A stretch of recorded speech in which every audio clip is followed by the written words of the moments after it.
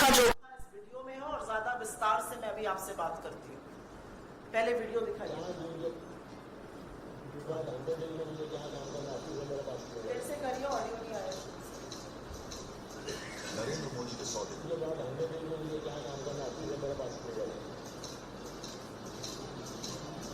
नरेंद्र मोदी के 100 दिन में 38 रेल हादसे हुए। इनमें 21 लोगों की मौत हो गई, 26 आतंकी हमले हुए, 21 जवान शहीद हो गए।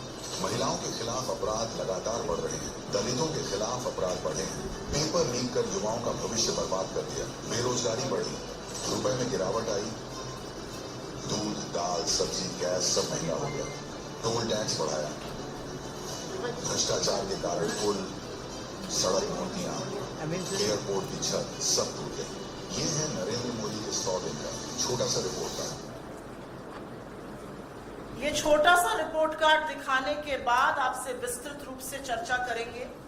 आज नरेंद्र मोदी की सरकार के 100 दिन पूरे हुए हैं और ये 100 दिन इस देश की अर्थव्यवस्था पर, इस देश के युवाओं पर, महिलाओं पर, इस देश की रेलवे पर, इस देश के इंफ्रास्ट्रक्चर पर, इस देश के इंस्टीट्यूशंस पर, भ्रष्टाचार के खिलाफ मार पर बहुत भारी पड़े हैं।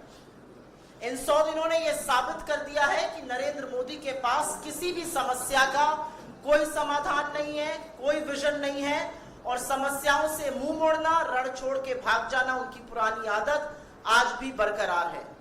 100 दिन में सरकार का हर पल अस्थिरता का, अनिर्णायकता का और अपरिपक्वता का प्रतीक है। इन 100 दिनों में उस गुब्बारे में बहुत हवा भरने की कोशिश की गई, लेकिन लोकसभा चुनाव में इस देश की जनता ने ऐसी कील चुभोई उस गुब्बारे में कि हवा भर नहीं पाई। और असलियत यह है कि जो मोदी जी चुनाव प्रचार प्रसार के दौरान अपने पहले 100 दिन के प्लान का जिक्र करते थे, उनके सामने विफलताओं का एक पुलिंदा खड़ा है। और हमारा सवाल है कि क्या है प्लान? प्लान ये है कि आप बैसाखियों पर आ जाकर खड़े हैं, आपने यू टर्न की सरकार के नए कीर्तिमान स्थापित किए हैं, रेल ध्वस्त है, इंफ्रास्ट्रक्चर ध्वस्त है, महिला सुरक्षित है, बेरोजगारी नित नया चरम छू रही है। यही है आपका रिपोर्ट कार्ड। मैं सिलसिलेवार तरीके से और जो एडजॉइनिंग पिक्चर होगी वो आपको जिस बिंदु को हम डिस्कस कर रहे हैं उसका प्रतीक होगी। पहला रिपोर्ट कार्ड का हिस्सा जो है वो नरेंद्र मोदी की यू टर्न सरकार, उसके बारे में चर्चा करेंगे। यू टर्न सरकार पिछले 100 दिन से चल रही है और यू टर्न करने को मजबूर इस देश के लोकतंत्र ने किया है, इस देश के विपक्ष ने किया है, इस देश के लोगों ने किया है। अहंकार अब नहीं चलेगा और यू टर्न सरकार को करना पड़ेगा। अगर आपका कोई गलत नतीजा देश के लोगों को कुप्रभावित करता है तो वो कानून नहीं बनेगा और आपको लगातार उस पर यू टर्न कराकर ही हम दम लेंगे। लैटरल एंट्री, जिसमें कि आरक्षण को ताक पर रखा गया और उसके बाद लैटरल एंट्री का प्रबंध किया गया, हमने आवाज उठाई, लोगों में आक्रोश हुआ, लैटरल एंट्री पे यू टर्न हुआ। कहते थे ब्रॉडकास्ट बिल लाएंगे, जो स्वतंत्र पत्रकार हैं, जो कठिन सवाल कुछ पूछते हैं, जो आईना दिखाते हैं, उनका मुंह बंद करने की, उनकी आवाज को दबाने की कोशिश होगी। इतना प्रतिकार हुआ उस पर, इतना विरोध हुआ कि उस बिल पर भी यू टर्न करना पड़ा। फिर बोला वक्फ बोर्ड बिल लाएंगे। यह कुछ नहीं था, यह सिर्फ पोलराइजेशन का, तुष्टीकरण का एक माध्यम था और असलियत यह है कि समूचे विपक्ष ने खड़े होकर इस देश के लोगों ने आपको मजबूर किया, आपको उसको जेपीसी भेजना पड़ा। ये पहला कानून है जो 2019 के बाद आपने जेपीसी भेजा। आपने मिडिल क्लास पर इंडेक्सेशन लादने की कोशिश करी, एलटीसीजी टैक्स लादने की कोशिश करी। मिडिल क्लास का आक्रोश देखकर, विपक्ष का की पहल देखकर आपको इंडेक्सेशन वापस लेना पड़ा। आप बड़ी बड़ी बातें करते थे, एनपीएस बहुत अच्छा है, ओपीएस खराब है, एनपीएस से बड़ा कुछ है ही नहीं, और एनपीएस को भी वापस लेकर आपको एक यूपीएस लाना पड़ा। तो मैं क्यों ना कहूं कि 100 दिन जो है वो लगातार यू टर्न का प्रतीक है। पर इन 100 दिनों में अगर एक संसाधन, एक संस्थान की बर्बादी हुई है तो वो है भारतीय रेल। और अगर उसका ग्राफिक ऊपर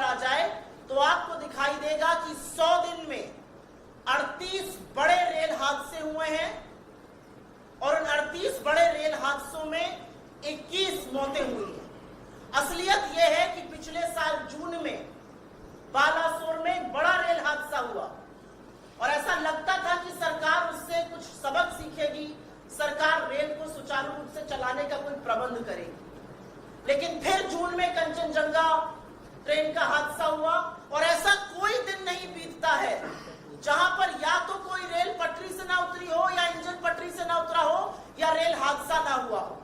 और असलियत यह है कि 21 मौतों के बाद कवच अभी भी 2 किलोमीटर पर लग रहा है सालाना और इस देश के रेल मंत्री जो रील मंत्री बनने में ज्यादा मशगूल है वो बेशर्मी से खड़े होकर कहते हैं ये छोटी छोटी घटनाएं हैं। रेल का पटरी से उतर जाना, रेल हादसे होना, 1 नहीं 2 नहीं 38 रेल हादसे होना। और अगर मैं 2023-24 के साल की बात करूं तो 313 हादसे ऐसे हुए, मौतें हुई। पिछले 100 दिन में 38 रेल हादसे इस देश के रेल मंत्री के लिए छोटी छोटी बातें हैं। बड़ी बड़ी लफ्ज़बाजी की जाएगी, रेल को हम ये बना देंगे वो बना देंगे, लेकिन असलियत यह है कि एक दिन नहीं बीतता है जब रेल पटरी से ना उतरी हो। 21 लोग जिन्होंने अपनी जान गंवाई वो किसी के पिता थे, किसी के पुत्र थे, किसी की मां थी, किसी की बेटी थी, किसी की बहन थी। समझाइएगा उनको जाकर कि ये छोटी छोटी बातें हैं। उसके बाद इस देश ने इससे पहले तो ये कभी देखा ही नहीं था और हमने ऐसे ऐसे वाकये देखे इंफ्रास्ट्रक्चर के कोलैप्स के। नरेंद्र मोदी जी ने जिन एयरपोर्ट का उद्घाटन चुनाव के जस्ट पहले किया, जबलपुर, राजकोट, दिल्ली, वो एक बारिश नहीं झेल पाए, ताश के पत्तों की तरह वो गिर रहे थे। इस देश का संसद टपक रहा था, नया संसद जो बना है और बाल्टी में पानी भरा जा रहा था। असलियत यह है कि अटल सेतु 18,000 करोड़ की लागत पे बना, उसमें दरारें आ गई। असलियत यह भी है कि सुदर्शन सेतु जिसका इनॉग्रेशन मोदी जी ने किया उसमें दरारें आ गई। और सबसे घटिया हरकत तो तब हुई जब छत्रपति शिवाजी महाराज जिनकी मूर्ति का अनावरण दिसंबर 2023 में किया, वो 8 महीने भी नहीं चल पाई और वो मूर्ति टूटकर गिरी नहीं। इस देश की अस्मिता, इस देश के गौरव, शिवाजी का जो अपमान नरेंद्र मोदी और उनके साथियों ने अपने भ्रष्टाचार से किया, वो ना महाराष्ट्र भूलेगा ना ये देश भूलेगा। ताश की पत्तियों की तरह एक के बाद एक संसाधन टूट रहे थे। कितनी ही सड़कें, कितने ही पुल टूट टूट कर गिर गए। और यह अनेक्शन के साथ हम आपको दे रहे हैं, इसमें सारे हादसे क्रमवार तरीके से, डेट वाइज तरीके से लिखे गए। और तो और आस्था का प्रतीक श्री राम का मंदिर जो अयोध्या में बना, उसके भी गर्भगृह में पानी टपक रहा था। कौन है ये भ्रष्टाचारी जिनसे आपने ये इंफ्रास्ट्रक्चर बनाए? कौन जवाबदेही तय करेगा? चाहे वो नया संसद हो, चाहे वो शिवाजी की मूर्ति हो, चाहे वो सेतु हो, चाहे पुल हो, चाहे सड़कें हो, चाहे श्री राम का मंदिर हो। ताश के पत्तों की तरह एक के बाद एक इंफ्रास्ट्रक्चर लगातार टूट टूट के गिर रहा था। मैं चौथी बात करना चाहती हूं और यह मेरे लिए बहुत व्यक्तिगत विषय है और वो है आतंकी हमले। जम्मू कश्मीर में चुनाव है, जम्मू कश्मीर में प्रधानमंत्री जाते हैं, बड़ी बड़ी डींगे हाँकते हैं, जम्मू कश्मीर में जाकर प्रधानमंत्री बड़ी बड़ी बातें करते हैं। लेकिन असलियत यह है कि जिस डोडा में खड़े होकर नरेंद्र मोदी भाषण दे रहे थे 48 घंटे पहले, उसी जम्मू कश्मीर के, उसी जम्मू के किश्तवाड़ में हमारे 2 सैनिक शहीद हो रहे थे। असलियत यह है कि जम्मू कश्मीर में पिछले 100 दिनों में 26, 1 नहीं 2 नहीं 3 नहीं 26 आतंकी हमले हुए हैं, जिसमें हमारे 21 शहीद हुए हैं सैनिक, करीब करीब 30 सैनिक इसमें घायल हुए हैं, 15 नागरिकों की मौत हुई है और 47 से ज्यादा नागरिक घायल हुए हैं। और दिक्कत तलब बात यह है कि अब जो आतंकी हमले हो रहे हैं वो कश्मीर से ज्यादा जम्मू में हो रहे हैं। आप तो शांति बहाली की बात करते थे, लेकिन असलियत यह है कि आप कश्मीर में न श्रीनगर में, न अनंतनाग राजौरी में, न बारामूला में चुनाव लड़ने लायक थे। आप तो शांति की बात करते थे, लेकिन असलियत यह है कि 21 आतंकी हमले हुए, 26 आतंकी हमले हुए, हमारे 21 सैनिक शहीद हुए, लेकिन आपके मुंह से श्रद्धांजलि का और संवेदना का एक शब्द नहीं निकला। और ये मैं दावे से कहती हूं, नरेंद्र मोदी जो ट्वीट करने से बाज नहीं आते हैं, ढूंढ ढूंढ के एटलस पर देश ढूंढते हैं, कहां जाऊं अब मैं, किसको बर्थडे ग्रीटिंग दूं। 26 आतंकी हमले, और ये मैं 100 दिन की बात कर रही हूं, 2019 से आतंकी हमलों की सिलसिलेवार ये एनेक्शन में हम शेयर करेंगे, देखिएगा।